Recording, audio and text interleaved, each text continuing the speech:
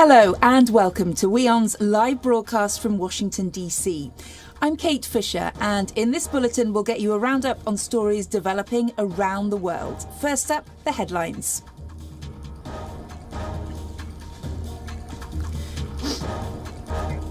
Shortly after placing the PM and top leaders under house arrest, Sudan General Abdel Fattah al-Burhan announces the dissolution of the transitional authorities in a televised address.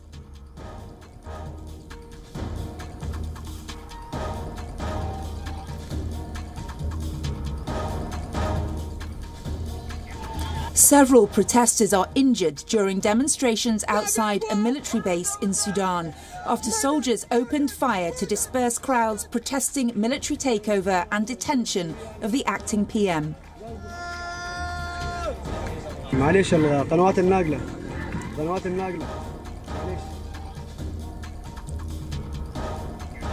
The Taliban Foreign Ministry says it welcomes the EU's reported plan of reopening its mission in Afghanistan and assures the safety of staff. It says all embassies in Kabul are secure.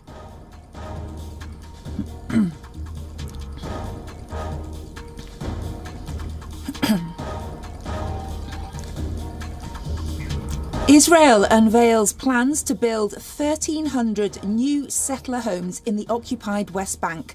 The Palestinian Prime Minister calls on the world to, quote, confront Israel over what he terms as aggression towards the Palestinian people.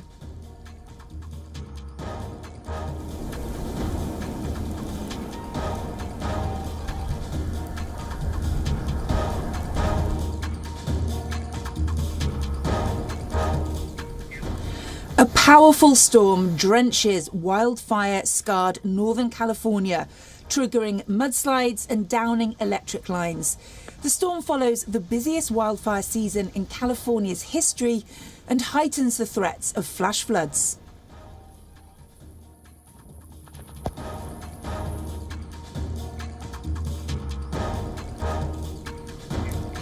Kenya's iconic Masai Mara is in danger due to climate change, experts say.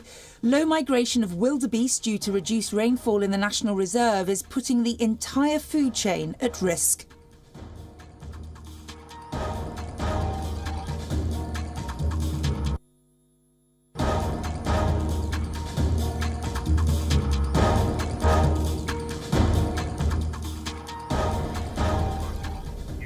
Israel has approved plans to build more settlements in the occupied West Bank, a move that has drawn immediate condemnation from Palestinian and Arab neighbours. The Israel Land Authority has published tenders for about 1,300 new homes in the occupied territory. The homes are to be built in 7 settlements, in addition to the 2,000 settlement units announced last August. The West Bank-based Palestinian Ministry of Foreign Affairs said that, quote, the new settlement plans could have a catastrophic impact on chances to make peace on the basis of the two-state solution. The Palestinian Prime Minister called out the move, asking the world and especially the US to confront Israel. Jordan also slammed the settlement construction, calling the announcement, quote, a violation of international law.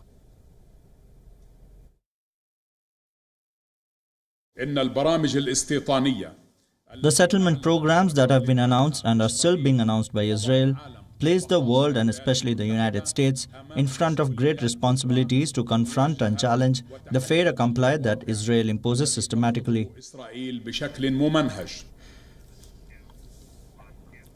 The West Bank was occupied by Israel in the 1967 war, but Palestinians claim all of it as part of a future independent state. But many of the 3 million people living there are Jewish Israeli citizens. The Israelis living there are called settlers. They live in the West Bank, but are citizens of Israel. There are around 130 officially recognised settlements. Over 460,000 Israeli settlers reside in the occupied West Bank. These settlements enjoy widespread backing among Israelis. Many of them view it as a religious, national or strategic necessity. Israel cites historical and biblical links to the region, and many Jews look at it as an integral part of the biblical land of Israel. The settlements are also connected to the rest of Israel by well-maintained roads. Israel maintains that these were built on vacant or unused land, but Palestinians say that the land is often bought from them through middlemen. Most countries view the settlements Israel has built in the territory as illegal. They call it an obstacle to peace with the Palestinians. Joe Biden's administration has also maintained opposition to unilateral Israeli settlement construction in the West Bank. But Israel's Prime Minister Naftali Bennett himself is against Palestinian statehood. He used to be the former head of a settler lobby group, and he ruled out formal peace talks with the Palestinian Authority during his tenure.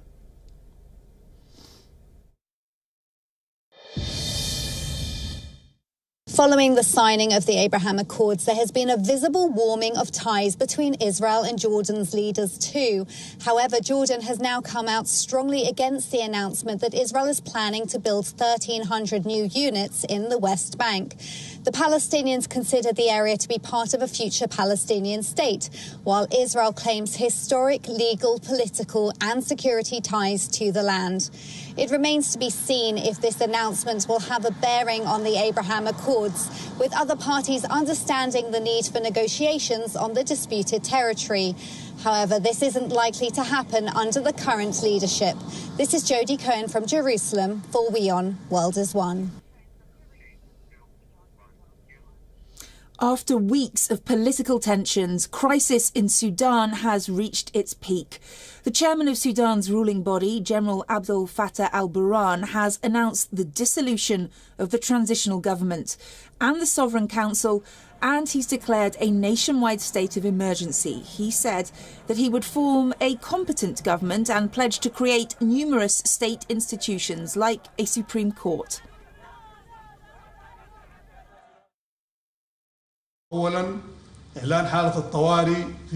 First, a statement of emergency is declared all over the country. Secondly, the country remains committed to the content of the constitutional declaration of the interim period in 2019 and the agreement in South Sudan that was signed in Juba in October 2020. A competent and independent government will take care of the country until the upcoming elections. It will be formed respecting and representing all Sudanese people.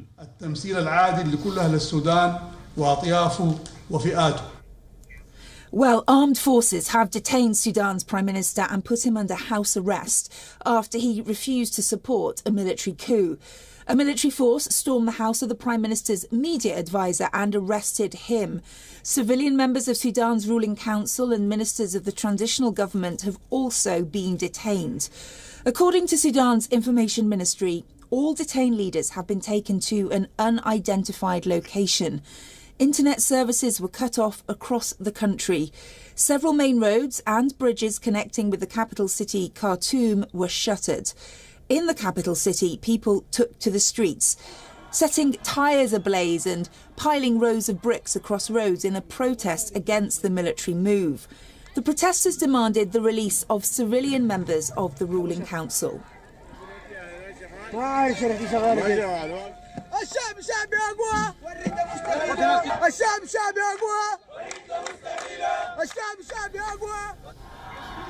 The developments come 2 days after a Sudanese faction calling for a transfer of power to civilian rule warned of a creeping coup. Sudan has been undergoing a precarious transition, marred by political divisions and power struggles, since Omar al-Bashir was toppled in April 2019. Since then, the country has been led by a civilian military administration, tasked with overseeing the transition to full civilian rule. Tensions between the civilian and military administration have long simmered. The divisions ratcheted up after a failed coup on September 21st. The United States, who's been backing a democratic transition to civil rule in Sudan, said that it was deeply alarmed at reports of a military takeover. The US said that the current situation would contravene with the democratic aspirations of the Sudanese people. The United Nations has called detention of civilian leaders and the premier unacceptable. The UN called on security forces to immediately release those who've been detained or put under house arrest. The Arab League also expressed concerns over the developments. The Arab League Secretary-General, Ahmed Aboul-Gheit, urged all sides to adhere to the 2019 power-sharing deal, outlining the transition following the ouster of President Omar al-Bashir. Well, WION correspondent Patrick Oye sent us this report earlier. Have a listen.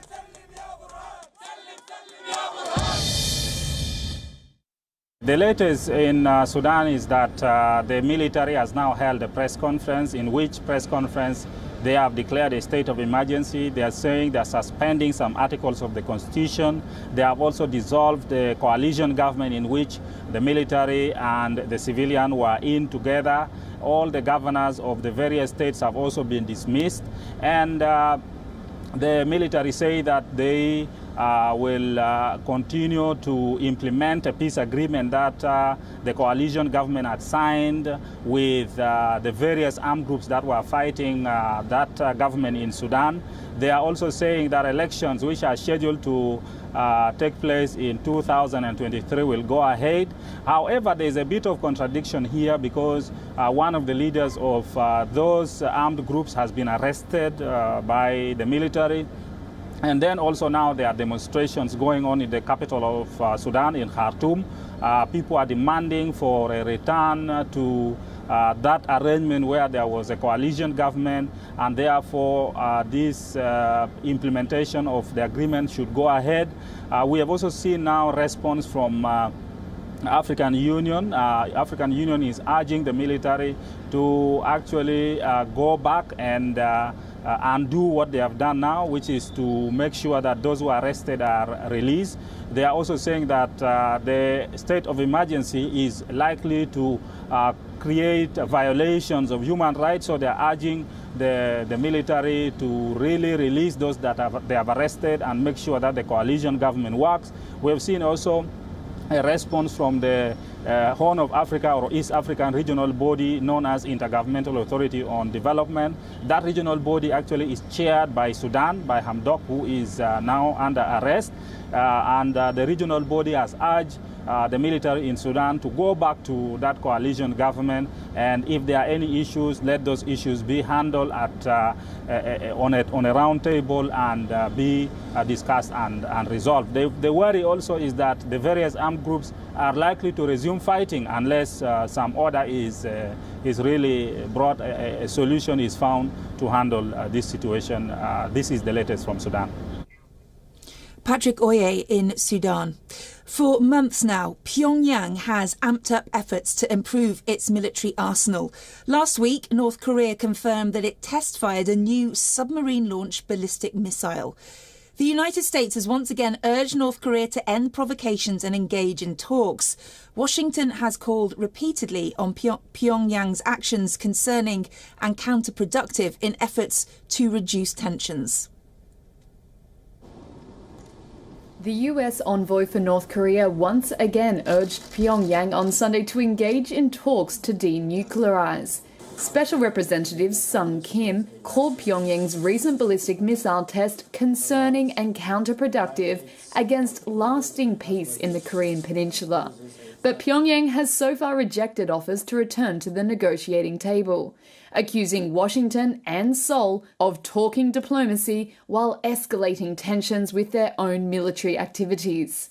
On Thursday, the North said the United States was overreacting to a submarine-launched ballistic missile test that it called self-defensive.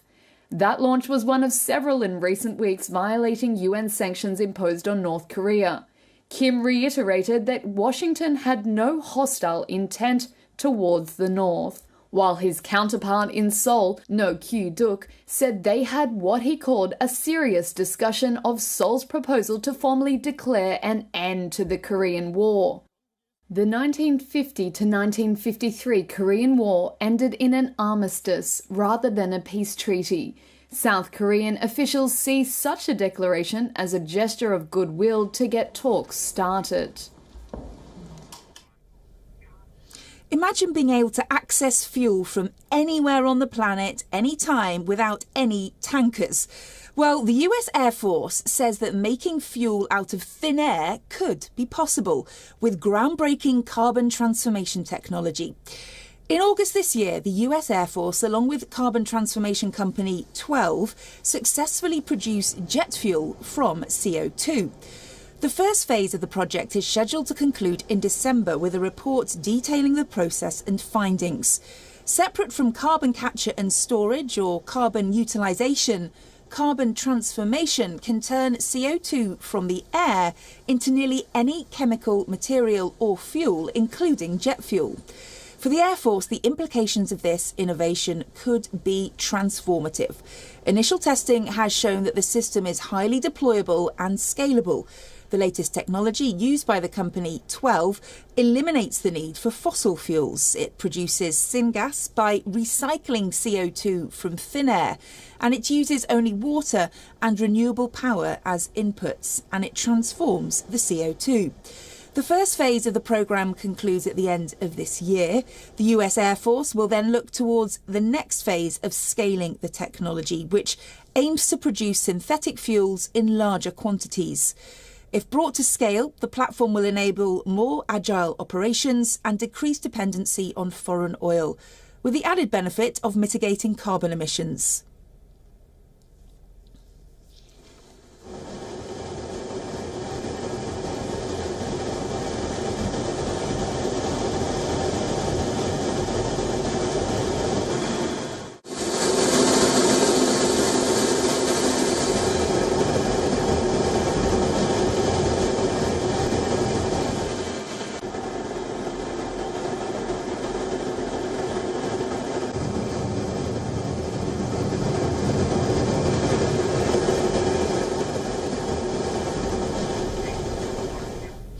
An affidavit released on Sunday provided additional details about the accidental shooting on the set of the film Rust that killed 42-year-old cinematographer Helena Hutchins and wounded director Joel Souza.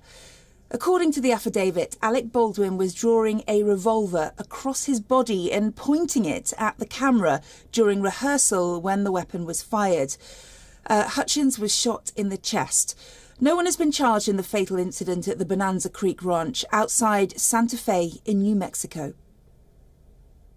There was quiet on the set of Western film Rust on Sunday at the Bonanza Creek Ranch in Santa Fe, New Mexico, where actor and co-producer Alec Baldwin accidentally and fatally shot the film's cinematographer and wounded one other with a prop gun last Thursday. Production remained shut down. Emotions are raw, and new reports have emerged about troubling practices surrounding the film. What happened the other day is it's gonna put a stain on Santa Fe.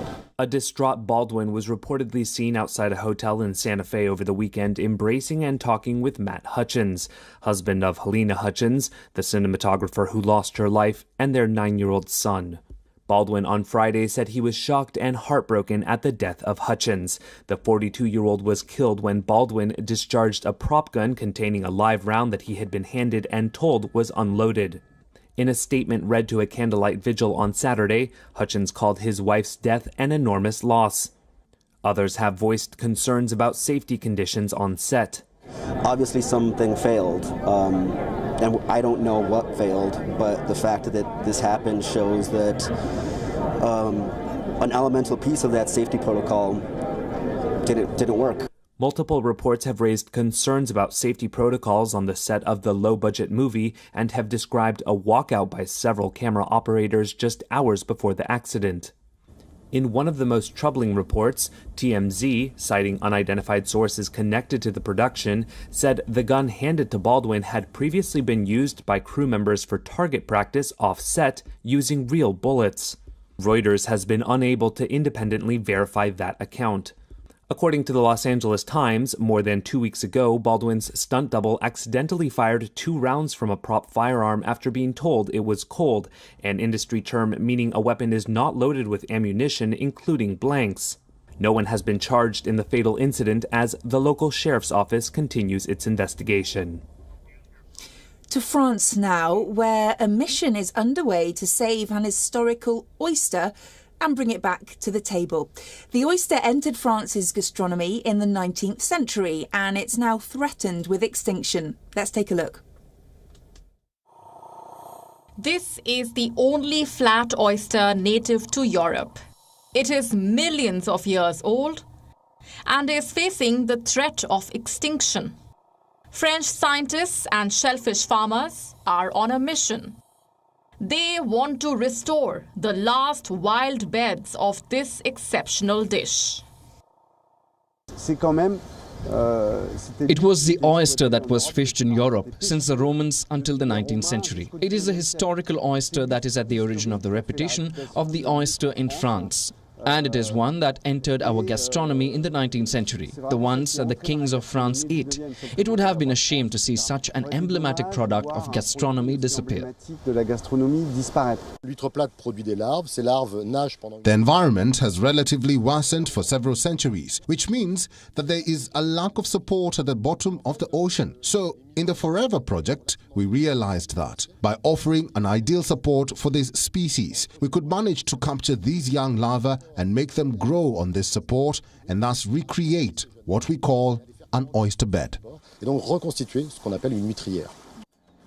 There are two species of oysters in France, the hollow oyster, which is the one usually eaten, and the flat oyster, which is much rarer now. Around 100,000 tons of hollow oysters are produced in France, against only 1,500 or 2,000 tons of flat oysters. The flat oyster is coming back, but the hardest thing is to win back consumers. They often don't know the product. It's a more powerful taste. It's different. They are not necessarily used to it. Our traditional customers, they are rather old because they started eating flat oysters before the 1960s. So they know the product. That's our challenge, to make consumers recognize this product again. Bureau Report, WION World is One. Well, that's all from me in Washington for now, but do stay tuned for global updates right here on WION World is One. I'll see you next time.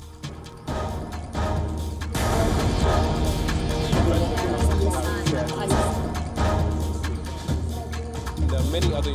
this is right, Arab.